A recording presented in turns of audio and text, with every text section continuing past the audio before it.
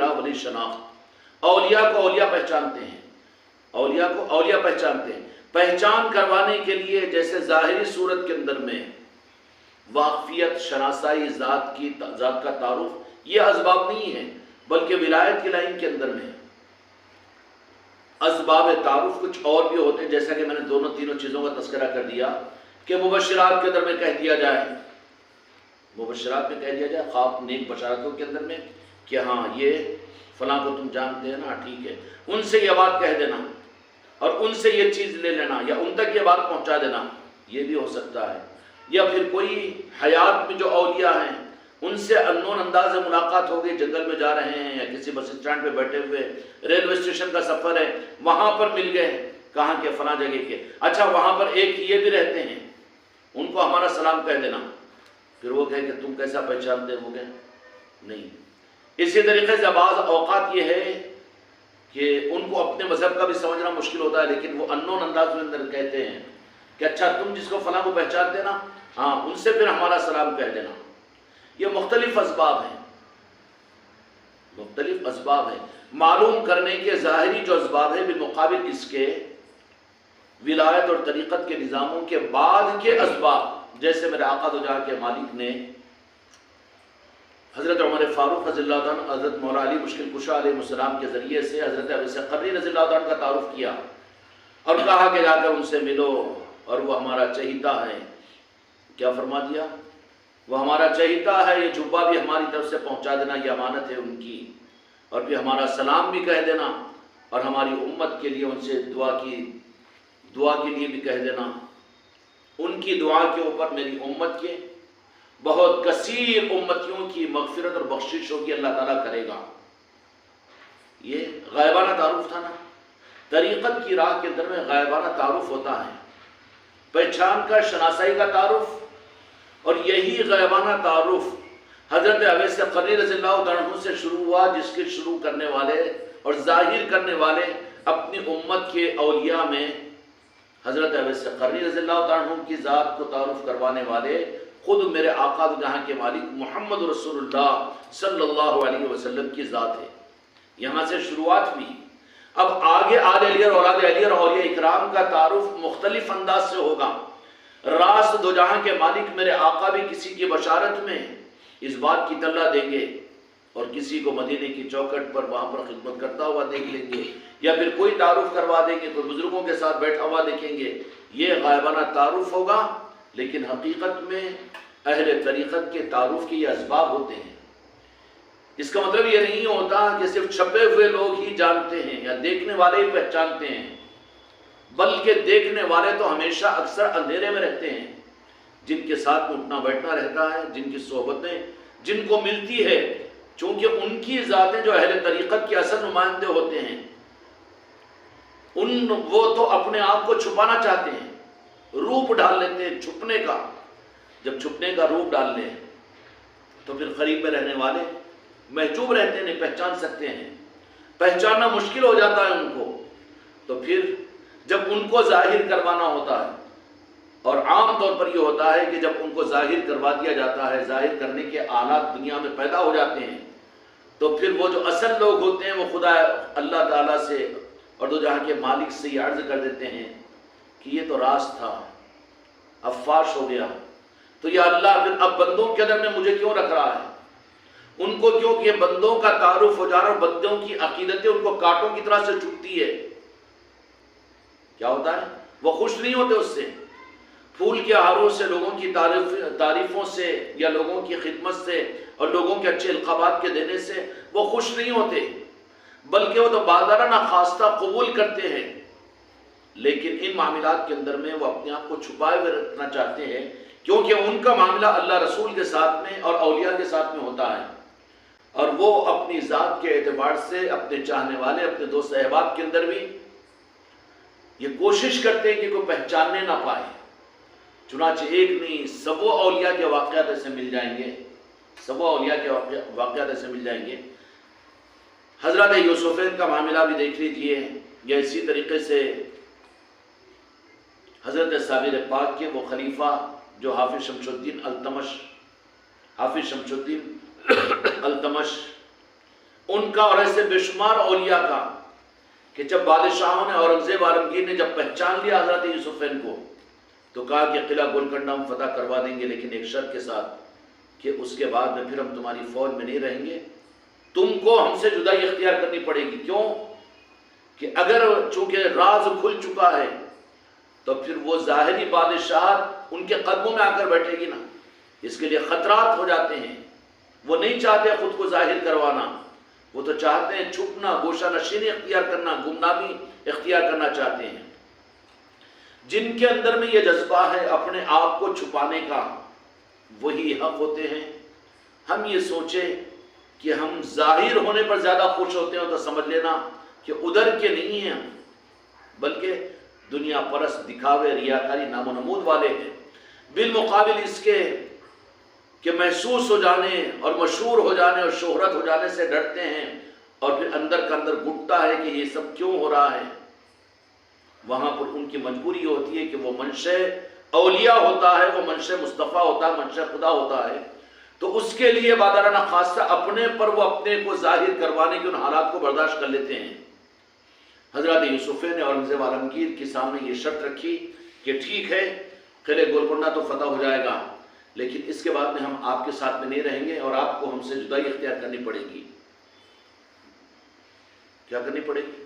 جدائی اختیار کرنی پڑے گی۔ اور وہ جو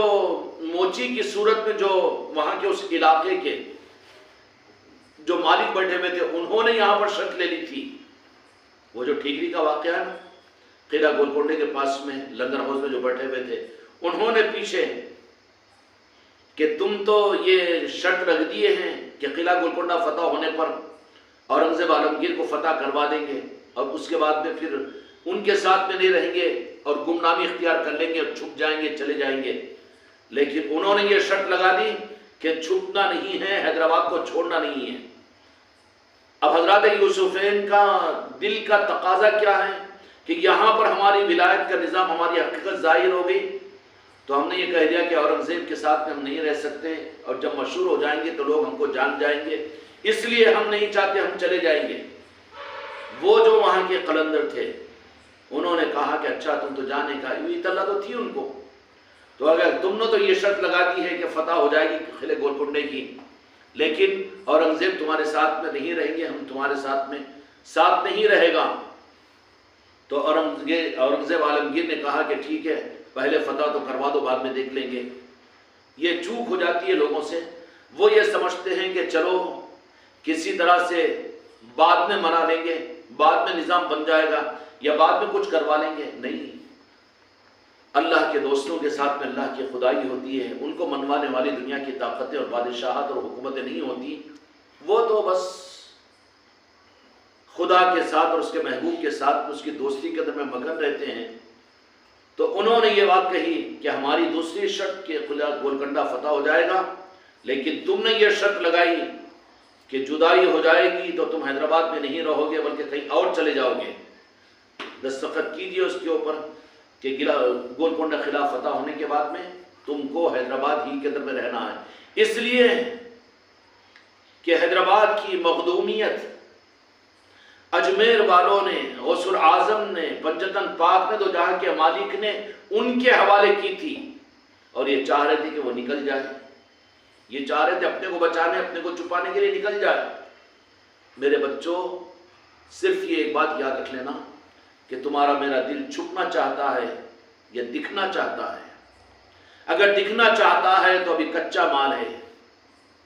کچا آٹا ہے، ابھی پکا نہیں ہوا۔ چھپنا اگر چاہتا ہے کمالات بہت کچھ ہے، لیکن چھپنا ہی اگر چاہتا تو سمجھ لینا کہ بات پکی ہے۔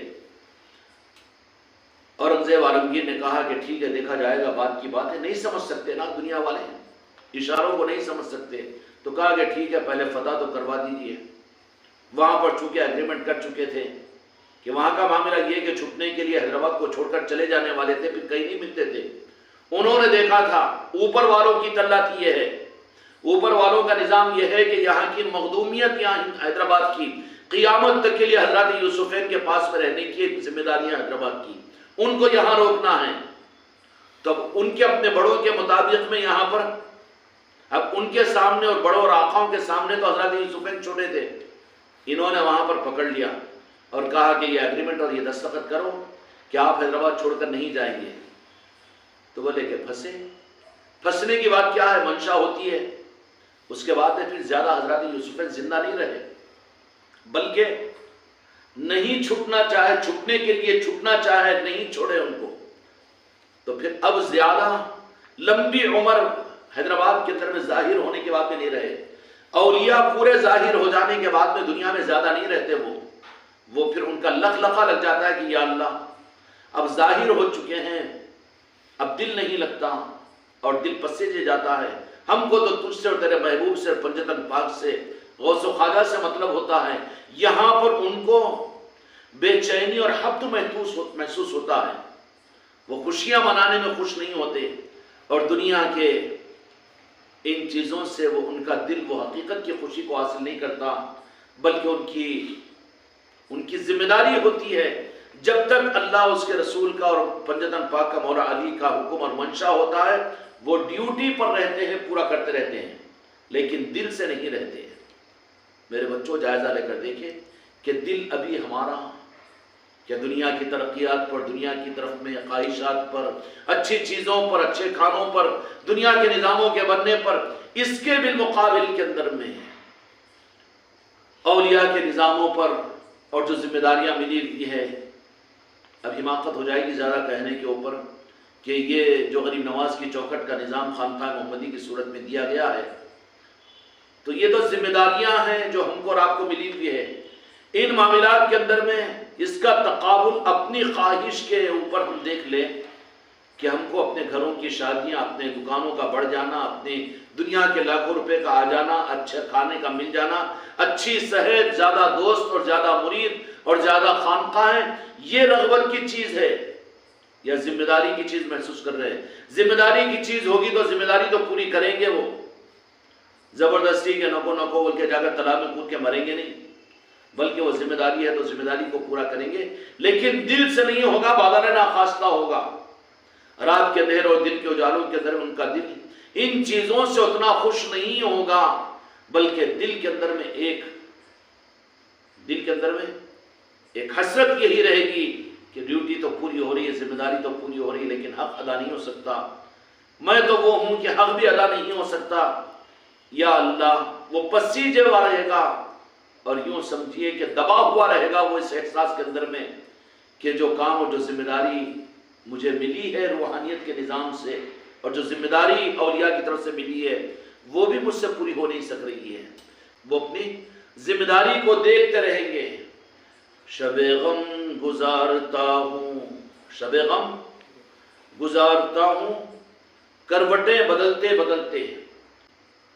مقصد نہ ہو سکا پورا ابھی تک۔ وہی حسرت رہتی ہے ان کو، اور ان کے اور اللہ اور اس کے رسول اور اولیاء کے ساتھ کے مکالمات ہوتے ہیں۔ آپ تو غوث العظم، غریب نواز، اولیاء، تم نے بغیر استحقاق کے اس کمینے کو بھی اپنا بنا لیا، لیکن ہم سے تو کچھ ہو ہی نہیں سکا، بالمقابل اس کے کچھ ہو تو نہیں رہا ہے، لیکن اپنی کمیوں کی وجہ سے کہیں میری ذات سے اس نظام کے لیے نقصان نہ ہو جائے اور حرف نہ آ جائے، وہ اس پریشانی اور پشیمانی کے اندر میں ہوگا، پشیمانی کے اندر میں ہوگا۔ دنیا کے کھلنے اور دنیا کے وسعتوں کے ساتھ میں آنے کی وجہ سے اس کو خوشیاں نہیں ہوگی، بلکہ ملول ہوگا اس کا دل۔ تو انہوں نے وہاں پر یہ کر لیا کہ ارے اوپر والوں کی طرف سے تو تمہارے لیے تمہارا تعارف کروا دے کر یہاں کی مخدومیت تمہارے حوالے کرنا ہے، اور تم یہ کہہ رہے ہو اورنگزیب عالمگیر کو کہ تم سے نکل جائیں گے اور چھوڑ کر چلے جائیں گے؟ نہیں، ایگریمنٹ کرو۔ یہاں پر لیا کون؟ منشا کو اللہ، اس کے رسول اور پنجتن پاک کی طرف سے، غوث و خواجہ کی طرف سے یہ کنیکٹڈ رہتے ہیں، ان کی طرف سے یہ سارا کا سارا ایک ہی نظام۔ یہاں پر بٹن دبایا جاتا ہے تو پوری دنیا کے اندر میں ایپلیٹ جیسا ہو جاتا ہے کہ نہیں، کمپیوٹر کا نظام۔ اسی طریقے سے ولایت کے نظام کے اندر میں کسی دیہات، کسی جنگل، کسی قریے کے اندر میں کوئی ہوتا ہے ان کا نمائندہ، تو وہ پورے سیٹلائٹ سے کنیکٹڈ ہوتا ہے، کہا کہ ان کو روکنا ہے وہیں پر۔ اب ان کے لیے دستخط لے لو کہ کیا دستخط لی کہ حیدرآباد چھوڑ کر نہیں جاؤ گے، ورنہ کوئی وجہ نہیں نا، حیدرآباد کا قلعہ گولکنڈہ فتح کروا رہے اور شرط یہ رکھ رہے ہیں وہ قلندر کہ حیدرآباد چھوڑ کر نہیں جاؤ گے، جبکہ حیدرآباد اتنا بڑا بننے والا ہے، تلنگانہ کا بھی کیپٹل رہے گا، اور پھر حیدرآباد کی تہذیب اور وہاں پر مسلمانوں کی حکومتوں کی حکمرانیاں، یہ سب کچھ بھی تو چلو بہت بڑے بڑے گنبد بن جائیں گے اور بڑے بڑے یہ ہو جائیں گے، اور پھر روزانہ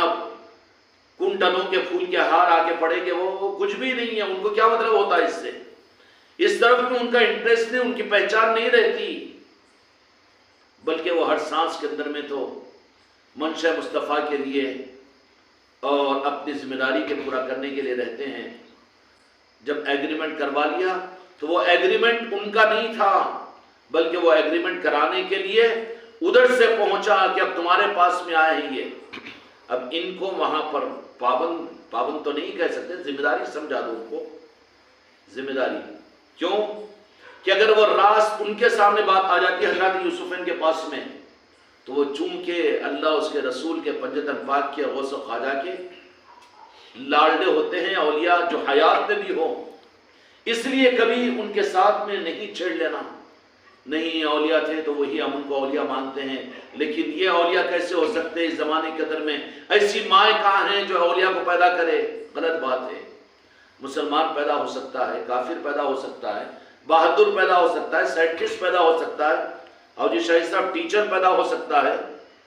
تو اللہ اولیاء کو پیدا نہیں کرے گا؟ ٹیچر پیدا ہوتا کہ نہیں ہوتا، پروفیسر پیدا ہوتا کہ نہیں ہوتا؟ اب یہ کہہ دے کہ کافر تو پیدا ہو لیکن اولیاء کیسا پیدا ہو سکتے، کتنا بڑا بیوقوف ہے وہ۔ نظام کائنات کے چلانے کے لیے تو خدا تو اولیاء کو قیامت تک پیدا کرتا رہے گا۔ یہ الگ بات ہے کہ پہچانے نہیں جاتے ہیں، اللہ جن کو پہچان کروانا چاہتا ہے اور جن سے اللہ اپنے محبوب کے دین کو فائدہ پہنچانا چاہتا ہے ان کو ظاہر کرتا ہے، ورنہ ہر زمانے کے اندر میں ہزاروں اولیاء ہوتے ہیں لیکن وہ چھپے ہوئے ہوتے ہیں، جن کو ظاہر کیا جاتا ہے اس کی وجہ ان کے ظاہر کرنے کی، نیمبو پانی کی دکان کا لگا لینا نہیں ہوتا، اور لوگوں کو دعائیں بیچ کر اپنی دنیا کمانا، اپنی بلڈنگیں بنانا نہیں ہوتا، بلکہ ان کا مقصد دین کو فائدہ پہنچانا ہوتا ہے، ان کے ذریعے سے اللہ کو اپنے محبوب کے دین کے اندر میں روح کو پیدا کرنا ہوتا ہے۔ وہ اپنے زمانے کے اندر میں معین الدین ہوتے ہیں، معین الدین تو خدا کی قسم، محی الدین تو میرے غوث و خواجہ چاند و سورج ہے، لیکن اولیاء بھی جو بنتے ہیں انہی کے تو چہیتے ہوتے ہیں، دین کی معاونت کرنے والے ہوتے ہیں، محی الدین ہوتے ہیں، دین میں روح کے پیدا کرنے والے ہوتے ہیں اولیاء۔ یہ خواجہ خواجگان خواجہ معین الدین چشتی اجمیری رحمۃ اللہ علیہ، ان کی عظمتیں یہ کہ ایسا کوئی ان کے جیسا پیدا نہیں ہوگا دنیا میں، بالکل بات طے شدہ، لاکھوں نہیں کروڑوں پیدا ہو جائیں گے لیکن کوئی میرے خواجہ جی کا مماثل اور ان کے برابر کوئی پیدا نہیں ہو سکتا۔ اسی طریقے سے پیران پیر غوث العظم اللہ تبارک و تعالیٰ نے ظاہر کر دیا، کوئی دوسرا غوث العظم نہیں بن سکتا، دوسرا ایسا نہیں بن سکتا کہ بس نعوذ باللہ ان کو چھپا دو، ابھی نہیں کو دیکھو، نہیں، ایسا ہو ہی نہیں سکتا، ایسا ہو ہی نہیں سکتا، بلکہ جو ہو چکے ہیں ان کا برابر کوئی نہیں ہو سکتا، جو ہو گئے، لیکن ان کی نسبتوں کو ولایت کے نظام میں تقسیم کرتے رہا جائے گا اور قیامت تک اس نظام ولایت کو چلایا جائے گا۔ تو کوئی معین الدین کی شان کو لیے ہوا ہوگا کوئی ولی جن کو ظاہر کریں گے، اور کوئی ہوگا محی الدین کی شان کو لیے ہوا ہوگا، اور جن اولیاء کو اللہ تبارک و تعالیٰ ظاہر کرتا ہے نا، اولیاء کے ذریعے سے دین کی مدد ہوتی ہے یا دین کو زندہ کیا جاتا ہے، سمجھ میں آ رہی بات؟ تو یہ روحانی اولاد ہوتی ہے خواجہ خواجگان خواجہ معین الدین چشتی اجمیری رحمۃ اللہ علیہ کی، یہ روحانی اولاد ہوتی ہے قیامت تک آنے والے اولیاء پیران پیر غوث العظم کی، اور روحانی اولاد ہو تو ان کو وراثت بھی ملے گی، تصرفات بھی ملے گی، ان کی نگاہ بھی ملے گی، ان کا بچہ ہے تو بچہ ہونے کی حیثیت سے ان کو جو حق دینا ہے باپ تو دے گا ہی دے گا۔ اسی طریقے سے اولیاء ہوتے ہیں، ان کا نظام جب ان کے ساتھ میں ہوتا ہے تو حقیقت میں خواجہ خواجگان خواجہ معین الدین چشتی اجمیری رحمۃ اللہ علیہ، حضور پیران پیر غوث العظم دستگیر رحمت الرضوان کی روحانی اولاد ہوتی ہے اولیاء۔ وہ تو بڑے بڑے ہی ہے، ہم کو حق نہیں کہ ان کو اپنا چھوٹا سمجھے، ہاں بڑوں کو حق یہ ہے کہ وہ اوپر کی نسبتوں کی وجہ سے، مدینے کی نسبت کی وجہ سے، غوث الاعظم کی نسبت کی وجہ سے، غریب نواز کی عطا اور پنجتن پاک کی عطاؤں کی وجہ سے یہ حق راجن شاہ ولی کو ہے، تاج الاولیاء کو ہے اور بزرگوں کو ہے کہ بعد کے آنے والے، زندہ ہونے والے جو ظاہر میں چھوٹے ہیں ان کو بھی وہ بڑا سمجھو، نسبتوں کی وجہ سے، ذات کی وجہ سے نہیں بلکہ وہ نسبتوں کی، یہاں پر سکہ چلتا ہی ہے نسبت کا، ذات کا سکہ تو شریعت میں چلا ہوا، طریقت کی راہ کے اندر میں تو صرف نسبت کا سکہ چلے گا۔ کون سا سکہ چلے گا؟ نسبت کا سکہ چلے گا۔ اور جو نسبت کے سکے کو سمجھ نہیں سکا، میری قابلیت اور پھر میری قابلیت اور میری قربانیاں، میری صلاحیت، ارے یہاں تو نسبت کا سکہ چلنے والا کون سا کھوٹا سکہ لگا چلا رہا ہے یہاں پر؟ سکہ طریقت صرف نسبت ہے، نسبت کی وجہ سے تو مالدار ہوگا، قدردار، تیری قدر کی جائے گی۔ اگر نسبت نہیں ہے تو پوٹلی بنا کر، جیسے جو نوٹیں بند ہو گئی تھی اس کو جلا دیے، پھینک دیے، پانی میں ڈال دیے، روڈوں پر پھینک دیے، ایسے ہی قابلیتیں، قربانیاں، مجاہدے، ان سب کو پوٹلی بنا کر کیا کرے گا کہ ضائع کر دیا جائے گا کہ یہاں پر یہ نہیں چلتا۔ طریقت کی راہ کے اندر میں سکہ جو قیمتی ہے تمہارے میرے لیے، وہ صرف خدا کی قسم نسبت ہے۔ سانس لو تو نسبت کا احساس ہو، سانس چھوڑو تو نسبت کا احساس ہو، تم کس کے باپ ہو، تمہاری اولاد کون ہے، اس کا خیال نہیں رہنا چاہیے بلکہ اپنی نسبت کا خیال رہنا چاہیے کہ میں خواجہ خاقان سلطان الہند کے در کا کتا اور در کا غلام ہوں، ان کا نام لیوا ہوں، کہ کوئی نیند میں سے بھی اٹھایا تم کون ہیں تو اپنا نام بعد میں یاد آئے، غریب نواز کا غلام کہے، کیا کہے، میں مرید کہے، میں خانقاہ والا کہے، تو پھر تم کھوٹے سکے والے نہیں ہو بلکہ سکے راج الوقت تمہارے پاس میں ہیں، راج الوقت تمہارے پاس میں ہے۔ جو سکہ پرانا نہیں ہوتا طریقت کی لائن میں، وہ نسبت کا ہے۔ طریقت کا سکہ کبھی بدلتا نہیں ہے، وہ نسبت کا سکہ ہے۔ یہ نسبت کا سکہ کبھی بدلتا نہیں ہے، نوٹ بدلتی ہے، کرنسیاں بدلتی ہے، لیکن نسبت والا سکہ طریقت کی راہ کے اندر میں نہیں بدلتا۔ کیوں کہ جتنے بھی اولیاء قیامت تک بنیں گے، کتنے بھی اولیاء جو قیامت تک بنیں گے وہ نسبت والے ہی ہوں گے، حتیٰ کہ سب سے آخر میں اس روئے زمین کے اوپر جو دنیا کے اندر میں حق کو ظاہر کرنے کے لیے اللہ تبارک و تعالیٰ جن کو ظاہر کرے گا، امام مہدی علیہ السلام کی صورت میں وہ بھی نسبت والے ہوں گے۔ کیا ہوں گے؟ وہ بھی نسبت والے، ابتدا سے لے کر انتہا تک صرف اور صرف طریقت کا سکہ نسبت ہے۔ تقابل نہیں کر رہا ہوں، لیکن تحدیث نعمت میں اس کو یاد کیا کرو، تنہائیوں میں بیٹھ کر سوچا کرو کہ نسبتیں ہم کو کتنی عظیم اور بڑی ملی ہے، اور ہم کتنے ہوں گے دنیا کی نظر میں ہم بھکاری اور فقیر،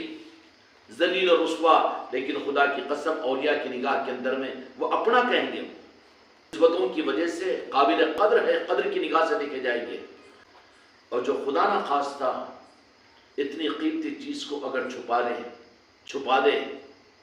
پھر وہ لوگ خرید لیں گے۔ اس لیے مر بھی جاؤ، جان دے دو، دینے کی چیز ہے، لیکن نسبت کی قیمت کو جانو، اور یہ نسبت کی قیمت کو جاننے کے لیے ضروری ہے کہ مراقبہ کیا کرے، کبھی کبھی روزانہ کہہ دوں تو بہت بوجھ ہو جائے گا، لیکن کم از کم 8 دن میں ایک آدھ مرتبہ 5 اور 10 منٹ کے لیے بیٹھ کر سوچ لیں کہ اس زمانے کے اندر میں میرے غریب نواز نے جو نسبتیں تم کو مجھ کو عطا فرمائی ہے، کیا ہم اس قابل ہیں کہ کیسی نسبتیں ملی ہے؟ نسبتوں کی اگر قدر ہوگی، اس کے بارے میں فکر و غور ہوگا، تو پھر اس کی حفاظت اور اس پر تحدیث نعمت اللہ تعالیٰ کا شکر ادا کریں گے۔ کبھی ہماری دعاؤں کے اندر اللہ کی بارگاہ میں شکرانہ یہ ادا نہیں ہوتا نا، یا اللہ بغیر استحقاق کے تو نے خانقاہ محمدی سے جو نسبت عطا فرمائی ہے، خواجہ جی کے چشتیہ خاندان میں ہم کو تو نے نسبت عطا کی ہے، یا اللہ ہم ناقدرے ہیں، ہم کمینوں کو تو معاف کر۔ کبھی زبان پہ نہیں آتا نا ہماری دعاؤں میں کہ نسبت ہی اصل ہماری پونجی ہے اور ہماری اساس ہے۔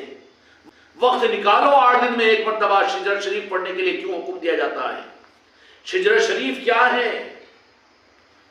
کہ ہم کو کم از کم اس بات کا احساس ہو جائے کہ تم سے 4 پشت اوپر کے دادا کا نام پوچھو تو نہ تم بتا سکتے نہ ہمیں بتا سکتے ہیں. بتا سکتے ہیں اور پھر اس میں کوئی خصوصیت اور کوئی خاصیت نہیں بتا سکتے. لیکن جو شجر شریف کیوں پڑھوایا جاتا ہے؟ میری مریدان اور میرے مرید اور میرے خلیفہ یہاں پر تو پڑھ لے لیکن تنہائیوں اپنے گھر میں، یا میری مریدان اپنے گھر کے اندر میں نہیں پڑھتے ہیں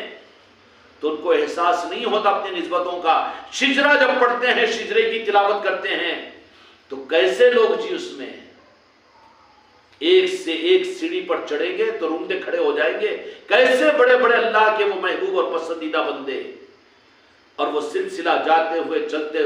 ہوئے کیا اپنی ذاتوں کے اوپر کبھی احساس بھی نہیں ہوتا ہم کو کہ ہماری نسبتوں کی عظمتیں کیا ہے؟ پھر نظروں میں کیا رہے گا دنیا کی آل اولاد اور دنیا کی عزتیں اور وقت، یہ مسلک اور جماعت، یہ کیا چیز رہے گی؟ ایک نظر میں ان پر بھر کر دیکھنے کے لیے جی نہیں چاہے گا. کیوں؟ بالمقابل اس کے اپنے شجرے ہی کا احساس ہو جائے. کون ہیں؟ جیسے اوپر چڑھتے چلے جائیں گے کتنے کامل اولیاء کے نام آتے چلے جائیں گے نا. ان نسبتوں کو جو اصل سرمایہ اور اصل پونجی ہے تمہاری میری، اصل سرمایہ اور پونجی ہے تمہاری میری، سکہ راج الوقت طریقت ہے. اس کی قدر اپنے اندر میں روح کے ساتھ اپنے جسم کے ساتھ میں اگر اس کو رکھنا چاہ رہے ہو تو اس کے لیے ضروری ہے کہ شجر شریف کی تلاوت اپنے گھروں میں کیا کرے. میری مریدان بھی کیا کرے، مرید بھی کیا کرے. میں کون ہوں؟ میں غریب نواز کی چوکھٹ کا غلام ہوں اور مجھے نسبت حاصل ہے. ہونا چاہیے کہ نہیں چاہیے؟ اور جب نسبتیں جب یاد کیا جاتا ہے تو معلوم ہے شجر شریف کی تلاوت کی وجہ سے فائدہ کیا ہوتا ہے. ان سارے بزرگوں کی توجہات، آپ یہاں پر ایک بزرگ کا نام لیں گے شجر شریف کے اندر میں عظمت کے ساتھ میں، وہ بزرگ کی روح تمہارے اوپر توجہ کرے گی. تمہاری دعاؤں کے اندر بھی ہاتھ اٹھاؤ گے تو اجتماعی دعاؤں کے اندر بھی یا اللہ ہم ناقدروں کو معاف کر کہ تو نے اتنی بڑی دولتیں نسبتوں کی صورت میں ہمیں عطا فرما دی، لیکن ہم سے اس کا کوئی حق ادا نہیں ہو سک رہا. ہمارے قصوروں کو معاف فرما. ہم کہاں تھے یا اللہ اس قابل، لیکن تیرے محبوب کی نسبتوں کے صدقے میں غریب نواز کی چوکھٹ کی نسبت تو نے عطا کی. خاندان چشتیہ ہم کو عطا فرما دیا اور ہمارے آبا اجداد میں ہم کو ان کی نگاہ کرم والا بنا دیا. اس لیے شجرے کا اہتمام کرو. بڑوں کی بات یہ ہوتی ہے کہ وہ اپنے چھوٹوں پر کرم کرتے ہیں اور چھوٹوں کے ذریعے سے حق کو دنیا میں ظاہر کرتے ہیں اور چھوٹوں کی پہچان وہ خود کرواتے ہیں. اور چھوٹوں کی پہچان یہ ہوتی ہے کہ چھپنا چاہتے ہیں، لیکن اوپر والے جب ان کی حکمت کے اندر میں دین کو فائدہ پہنچانا ہوتا ہے تو پھر وہ کسی ایک آدھ کو دین کو فائدہ پہنچانے کے لیے کسی اپنے نمائندے کو ظاہر کر دیتے ہیں. علاقوں کے اندر میں، صوبوں کے اندر میں، ملکوں کے اندر میں تمام اولیاء کو وہ ظاہر نہیں کرتے. وہ اللہ اس کے رسول کے ساتھ ان کا معاملہ ہوتا ہے. وہ ظاہر ہونا بھی نہیں چاہتے، وہ تو چھپنا ہی چاہتے ہیں. جیسے حضرت یوسفین کی میں نے مثال دی کہ جانا چاہ رہے تھے لیکن نظام اوپر کا یہ تھا کہ ان کو رکھا جائے قیامت تک کے لیے کہ مغلومیت دی جائے. تو پھر رکایا کس سے؟ وہاں ایگریمنٹ کے دستخط پر کہ شرط کے ساتھ میں ہم قلعے گولکنڈہ کو تمہارے ہاتھ پر فتح کروائیں گے کہ تم کو حیدرآباد کے حدود سے باہر جانا نہیں پڑے گا. فیصلے کو بدلو. فیصلے کو بدل دیے، فتح ہو گیا. حضرت یوسفین بادر نخواستہ چونکہ لوگ واقف ہو چکے تھے، اورنگزیب بھی واقف ہو چکا تھا ان کی ولایت سے، تو بالکل روپوشی کے ساتھ میں رہے اور منع کر دیا. کیا منع کر دیا؟ بادشاہ وقت نے کہا کہ آپ ہمارے پاس میں رہو گے لیکن فقیر محلات میں تھوڑی رہیں گے، ہم کو تو ہمارے حساب سے رہنے دو. پھر لوگ زیادہ آنا شروع کرے، ہمارے پاس مت آؤ، پھر پریشان مت کرو. مگر خلق آ رہی ہے تو ایک وقت مقرر تھا، ملاقات کرتے تھے، اس سے زیادہ کچھ نہیں. بھاؤ لینے کی چکر میں نہیں رہتے وہ، بلکہ وہ اس کے بعد میں اور زیادہ وزن مخلوق کا پڑتا ہے تو پھر خاموشی کے ساتھ میں وقت کے انتظار پر کہتے کہ اللہ تعالیٰ زیادہ وزن جا رہا ہے کہ لوگ زیادہ قدر کر رہے ہیں، لوگ زیادہ پہچان رہے نا، اب ذرا لوگوں سے دور کر دے، پردے میں کر دے. تو پھر ان کے اوپر اللہ تبارک و تعالیٰ اور اس کے محبوب پھر کہہ دے کہ اچھا مقصد پورا ہو گیا نا، آ جاؤ اب. پھر کس طریقے سے اولیاء اکرام اپنے چہیتوں کو اس دنیا سے نکال کر پردے میں اپنی طرف میں لے لیتے ہیں. یہ اولیاء پردے میں ہونے کی خواہش کرتے ہیں. کیوں؟ ادھر کی آنکھ بند ہوگی ادھر کی طرف مینٹیننس ہو جائے گا۔ جب تک روح نہ نکل جائے ہمارے اوپر ذمہ داری ہے کہ اپنے نسبت کو ہم سنبھالیں،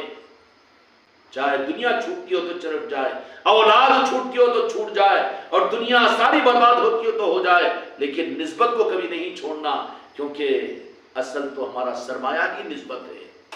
جب اتنوں کو تم ہر 8 دن بھی یاد کرتے رہو گے تو پھر قیامت کے میدان میں سب تم کو بھول جائیں گے۔ یہی تو کام آنے کی چیز ہے۔ اگر اسی کو بھول گئے تو ان سے زیادہ بدنصیب کوئی اور نہیں ہوں گے۔ اللہ تبارک و تعالی ہم کو اور آپ کو اپنی نسبتوں کو موت کی آخری سانس تک سنبھالنے کی توفیق عطا فرمائے۔ بحق لا الہ الا اللہ محمد رسول اللہ۔